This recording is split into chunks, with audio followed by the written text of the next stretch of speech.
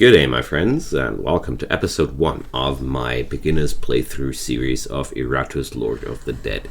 This series is dedicated to people who are quite new to the game or want to get a glimpse of the early and beginner's game play, because as for me, I have bought this game a few weeks ago. I was sneaking around the early access version for quite a while because this game looked quite intriguing as a hard fan of the Darkest Dungeon and roguelike genre that I am. After all, I was really intrigued, but I wanted to wait until it's fleshed out, and the news of this game being fully released were quite a highlight to me, and here we are. This account is quite new, so I haven't unlocked too many of these baddies here. There are still a few tasks to be done.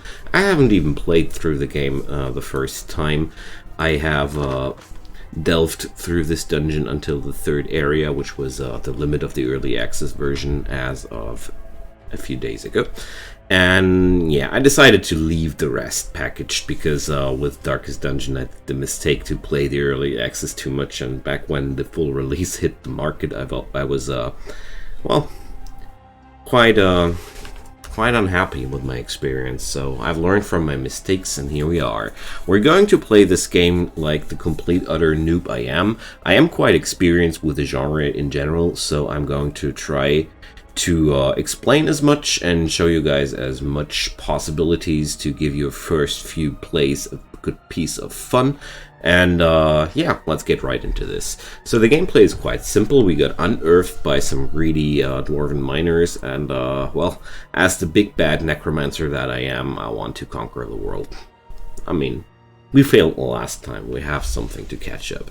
So the text here explains that this world is definitely a dark fantasy world. We're finding ourselves in a mind complex where drugged prisoners are being used for slave labor by dwarven alchemists. That's the long story short. It's quite brutal, and I like the flair of it, and yeah, that's just that.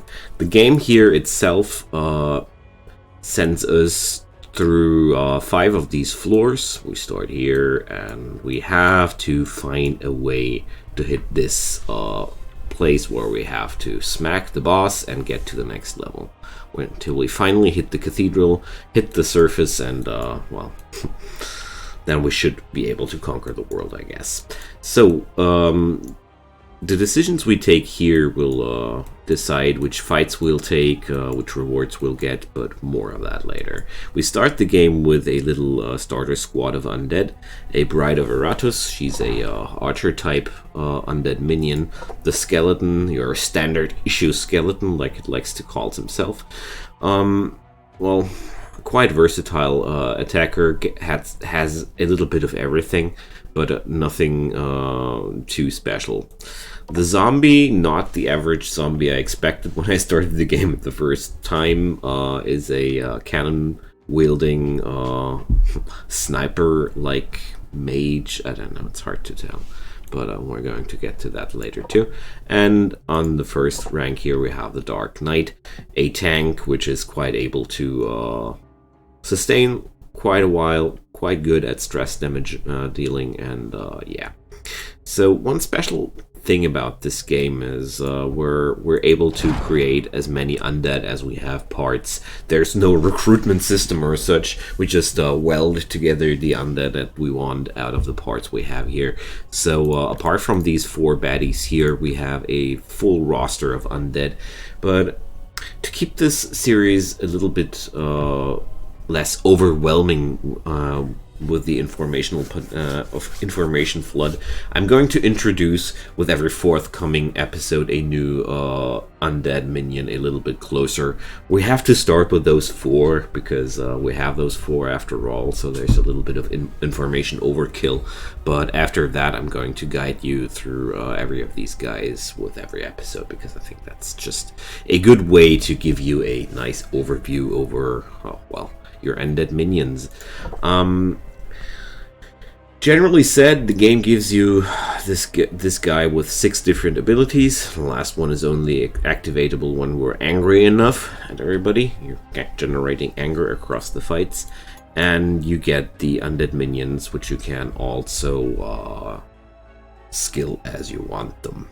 It's a quite versatile and deep system, which I was very, very, very pleasantly surprised about, because we'll see it later. You can specialize your minions quite well with it, and yeah, there's a lot of fun in it. We're going to get into that later. And oops, didn't like that. And here's our inventory. We have a few spare parts left, but we won't need them for now. There's also the graveyard, which is our base of operations, where we can upgrade a lot of different buildings. For the starters, we have only available the mortuary. The mortuary is a building where you can stick a minion into and he gets healed until... Well, you put him in there and then you fight a fight, and after that he's going to get healed. That's how it works. So to upgrade this area we need Digger's Souls. Right now we can do one upgrade. Level 1 of every building costs 25 souls, level 2 50, 75 and 100. So I want another building for us. They give us various different bonuses, which I want to explain across the series a little bit better. Right now I just want to get a arena, because a arena is a very, very nice spot to park minions you don't need there. They get experience points while they're busy in there, which is quite good.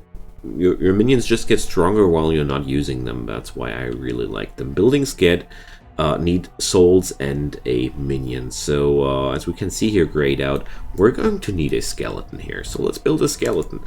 We're going to get in here, and you can drag and drop them manually, or you can just use the fill button. Right now we're only having common parts. They come in 4 different rarities, which are making, well, stronger minions. So we're going to craft our first skeleton. Bones, bones. Just so uninspired, you know. I just wanted to leave good old Iratus a little moment for himself. So we're having the skeleton now we need, and we're going to upgrade the arena now. This little fella, drag and drop and build. Becoming an undead eliminates almost all memories and useful skills from the subject. However, new knowledge can be taught through the application of controlled combat. Alright, friends, so I'm going to give the old man a little bit less presence. I think he has more than enough on his own, snarling and looking evilly on us. So there's the arena. I'm going to build a little somebody for later, a banshee. We're going to introduce her like I announced later. For now, I'm just going to park her in the arena, where she just gets stronger while we're conquering the dungeons. So, last preparation step before we can finally go into battle are the talents. Our friend the Necromancer here is like your 5th party member. He is active during every combat, and thus we're leveling and skilling the good old guy as well. So, we're having 4 different trees: Alchemy, Magic, Ire, and Destruction. Alchemy are, well, a lot of out of combat, are mostly out of combat things. The skills here influence things that happen after the battle or before the battle. Magic is the utility tree, which also includes the stress damage spells, because we are undead. We like to spook people. That's what stress damage does. We have the Ire tree, which is all about combat buffing and debuffing. And we have the destruction tree, which is, well, as the name might already suggest, all about dealing out damage. So, first off, I really would like to bring up, well, what we're going to do, something fun. I really like to have the Bone Spear. So these are all active spells we're going to learn. Bone Spear will deal damage to the first 2 enemies in in the formation, something I really like. The destruction tree is, well, it's hard to tell. I haven't experimented too deeply with it, but you have here a vast array of specialization choices as well. I'm not sure how many we're going to be able to skill before we hit the surface, so don't ask me. So after all these preparations, we are now finally ready for our first battle. So these poor lads are going to be the first victims of our undead onslaught. We're going to put the zombie on the third square, and I'm going to pick those guys, and we're going into battle here. Okay.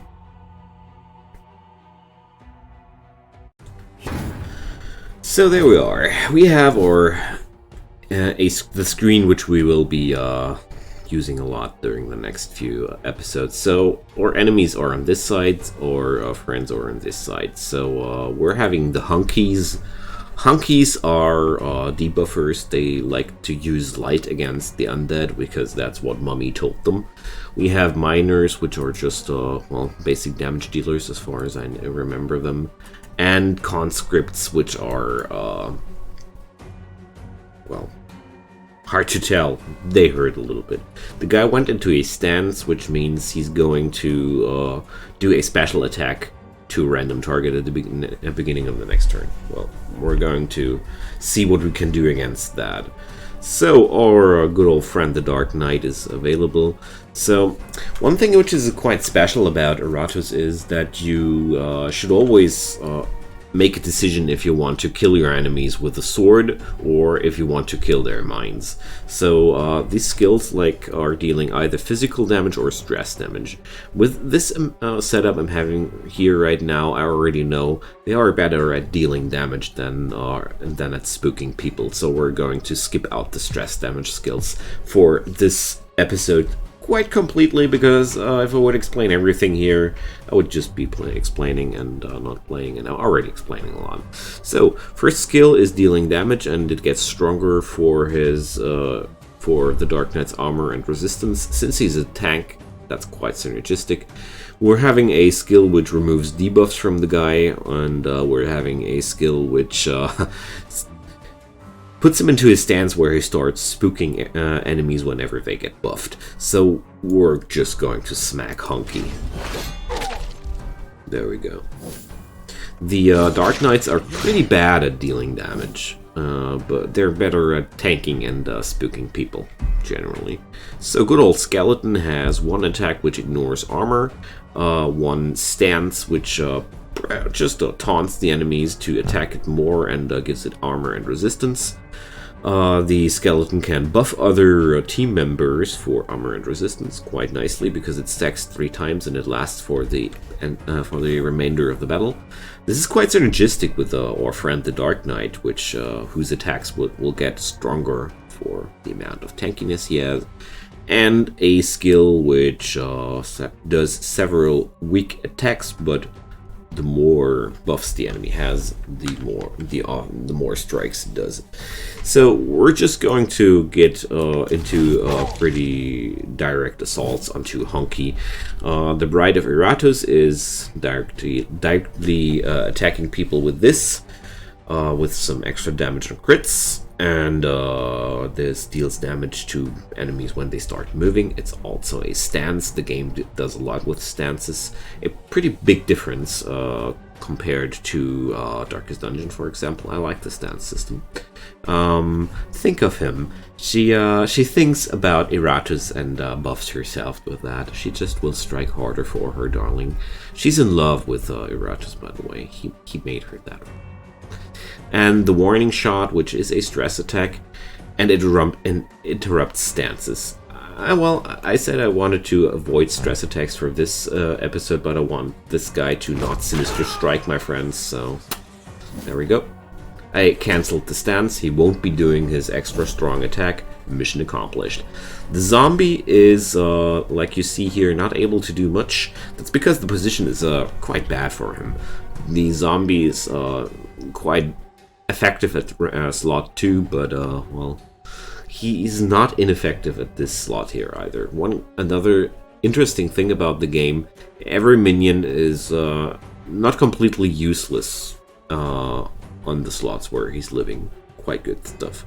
So right now we're having available the skill which buffs him 100% more damage for his next attack, or a stance which lets him attack 4 times next turn on random targets. Well, as you can see, on slot 3 this guy is just a living artillery. He buffs himself, and then he goes into the bombardment stance, which hits harder the longer this guy is allowed to buff himself. So back to good old skeleton. Finally, I'm through the first 4 minions.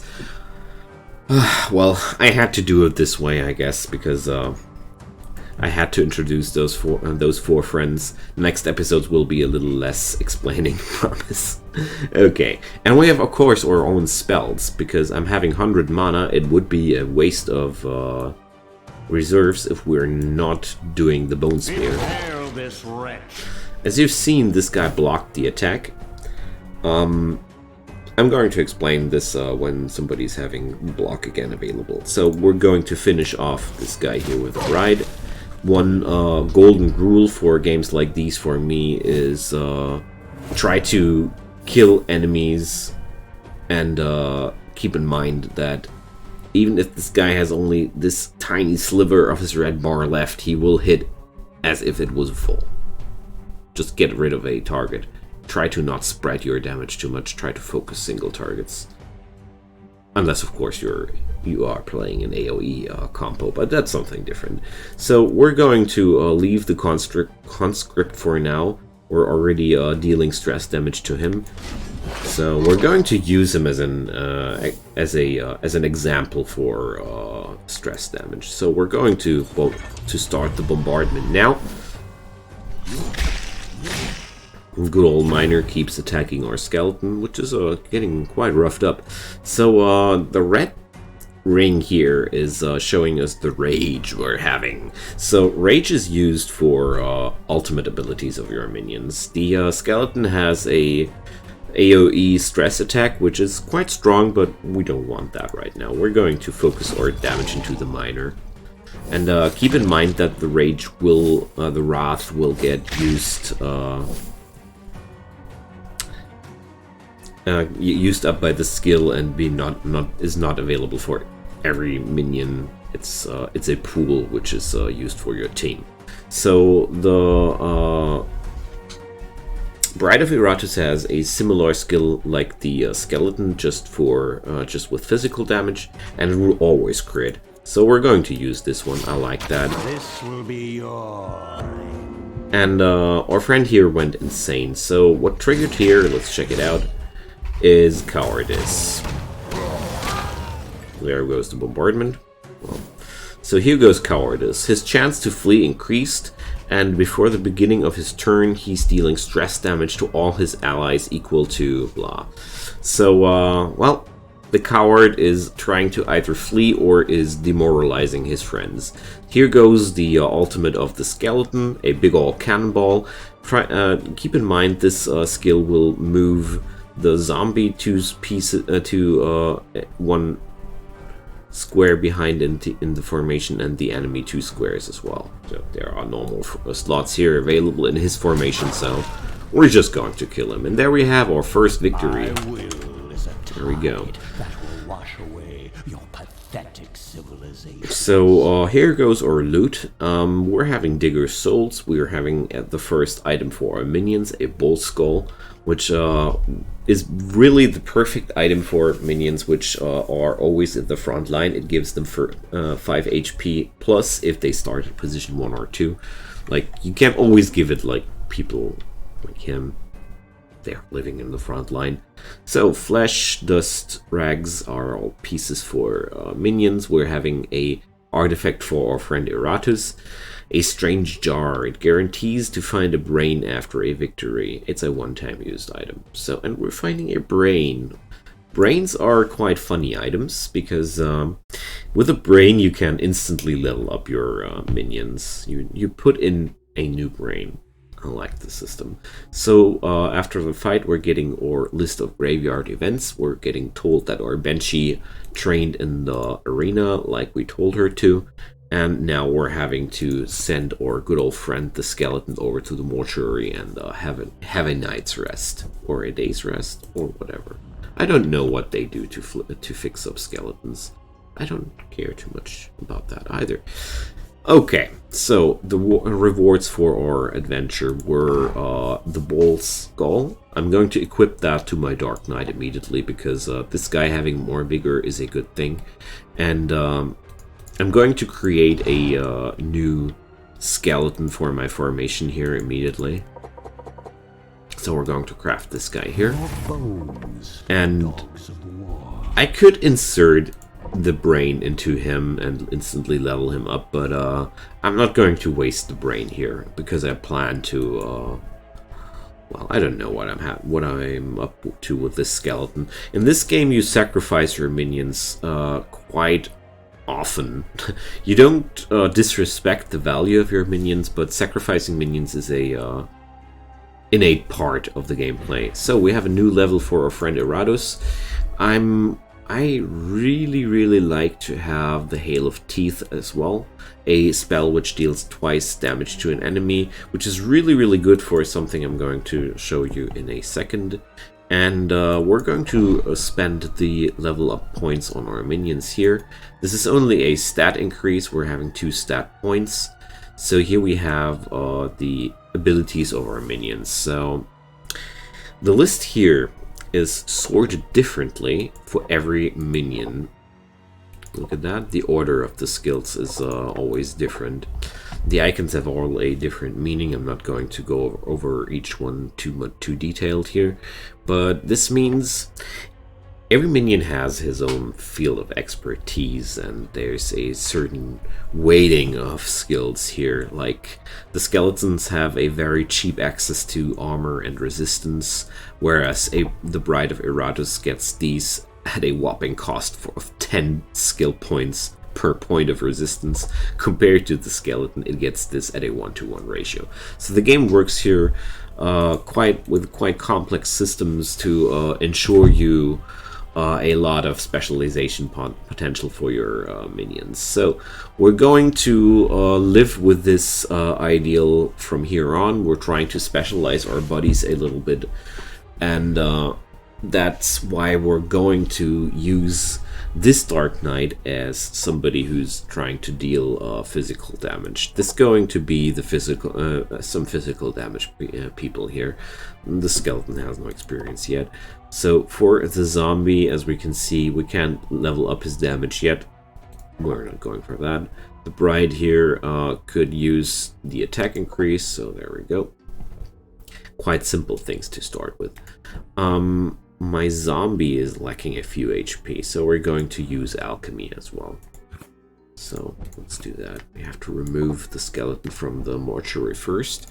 So the Alchemy system is, well, the crafting system of the game. Let's just put it like this. Again, I'm not going over every point of this menu in the first episode, step by step. For now, I want to go into the distillation process. We're going to transform a few of these parts into healing for our minions. I'm going to autofill here. I don't like what the game does here. I don't want to spend 3 of my resources here bundled like that. I want it a little bit spread out here. And this is going to restore 15% of the HP of my minions here. So that's what we wanted. I'm going to put the skeleton back into the mortuary, because the last time I tried that, the guys in the mortuary didn't get the effect of this alchemy skill, so keep that in mind, because I wanted to fix up the few HP my zombie was missing. So there we are. Good old dungeon. I could take a very long way around the corner, but I'm not. I'm trying to take a direct way. So we're having the choices to get some cultists who will give us presents, or we're going to find a grave where a minion sleeps. Honestly, I want those present-bearing cultists. So what do we have here? We get to choose something. We have an enchanted bone. Oh, I forgot about the roll bonuses, so we're going to get that during the next fight. Completely forgot about that. Sorry, friends. So, the Enchanted Bone will make the skeleton receptive to buffs, because normally it isn't. I forgot about that, shame on me. The Heart of Emptiness, which will give Iratus mana and wrath every time the Dark Knight receives damage. As you can see, these are bound to certain minion types. The Wedding Gift, which will increase the critical damage of the Bride of Aratus. And Mechanical Aim, which is giving the zombie a stacking bonus of accuracy and damage during the fight. I really love the Mechanical Aim, even though it will remove the bonus once the zombie changes position, aka uses his ult, but it's such a strong thing. Just like once this thing is fully stacked after 5 turns, the zombie gets a whopping 75% damage bonus. The only thing you're ought to do is not move him. So there's another item which makes it impossible to move minions. Combined with this, you're having a pretty neat combo. Okay, but we have that. Thanks, dear cultists. We're going to get to the next battle here. And there we go.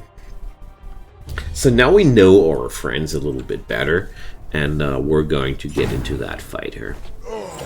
So here we are. Meet the Taskmaster. As you've seen, the guy whipped his buddy here into shape. The whip is giving him a buff of accuracy and damage dealt by 20%. The only downside to that maneuver was some stress damage. As you notice, or might notice, this makes the Taskmaster combo here quite susceptible to stress damage, because they are already doing stress to their teammates. But to something I forgot about the last fight. So every minion has a roll bonus. You're seeing these blue stars here. Feature, it's called, sorry. So the feature of the Dark Knight is he can't be critically hit, which is really strong. The feature of the skeleton is immunity to buffs and debuffs. With this bone thing, we could revert that. The zombie doesn't have anything. Okay, so not everybody has some feature. And the Bride of Aratus has luck against female enemies. They just hate all the other girls. The Taskmaster is the first enemy with a feature as well. When this guy dies, the allies recover 30 sanity. I love the system here because it makes pretty clear these guys hate this guy. So the strategy here should be to kill the Taskmaster either first or last. Against our combo, we're just trying to focus down every person here. So the last thing I forgot, I didn't forget about it, I chose to ignore that, is the ward and the shield and the warding things here. The shields are blocking one attack flat. No matter the damage, just gets blocked. The other shield works for magic damage. So we see here these guys will block the next attack into their direction. So I'm going to use the Bone Spear here to destroy one of those blocks. You have to work around the blocks in this game as well. It's part of the strategizing of the enemies. So I think now I have explained pretty much everything of the mechanics of the game. So we're going to have fun now. Alright, so we're going to follow the same strategy as before. I'm going to focus down the hunky.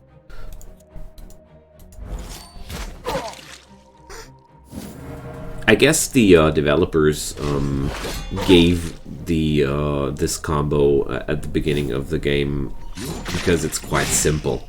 You can do a lot of different things with these guys here, and they are really easy to use.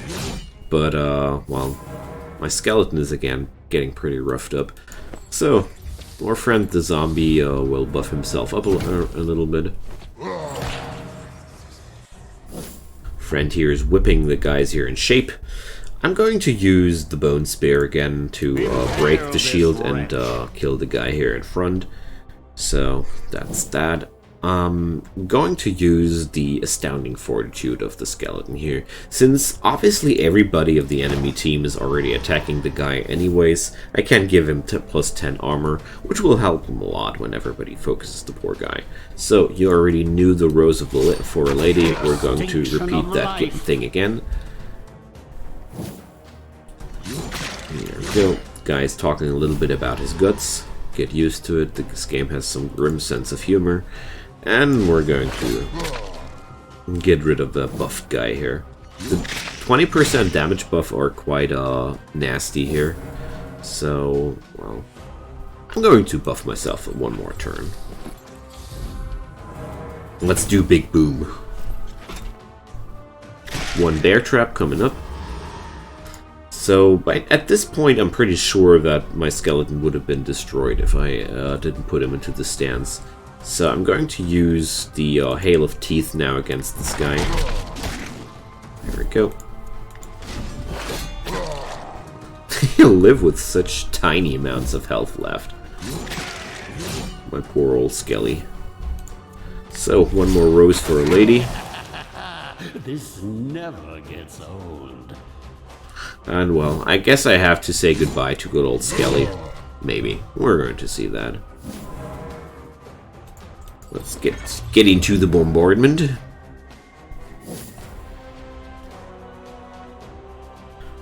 And I shouldn't do that. This will destroy him for sure. So I'm going to smack the miner and just hope they'll attack the Dark Knight. If not, I'm going to lose a minion. Ta-ta. One more Hail of Teeth. There's no sun up in the sky. Bony weather incoming. So, only the Taskmaster left. That's good. He's going to get the full bombardment here. Ooh, that's nasty. Okay. I guess one round of buffing would have been enough. Okay, Skelly has survived. I'm pretty surprised he did that. So we're looting some stuff here. That's really good. And we have cleared another stage. So, graveyard event number 2, our skeleton is getting healed up. That's good. So we're going to have another skeleton for the next episode, because this is going to be the end of episode 1. Next episode, we're going to introduce the Banshee and her opportunities as well. As well as I'm going to dive deeper into the ability system. One thing I didn't touch completely yet, but all the things I left out right now, I either did on purpose or it was just not to overbloat this episode with content. Alright friends, so feel free to drop me comments about whatever you want to talk.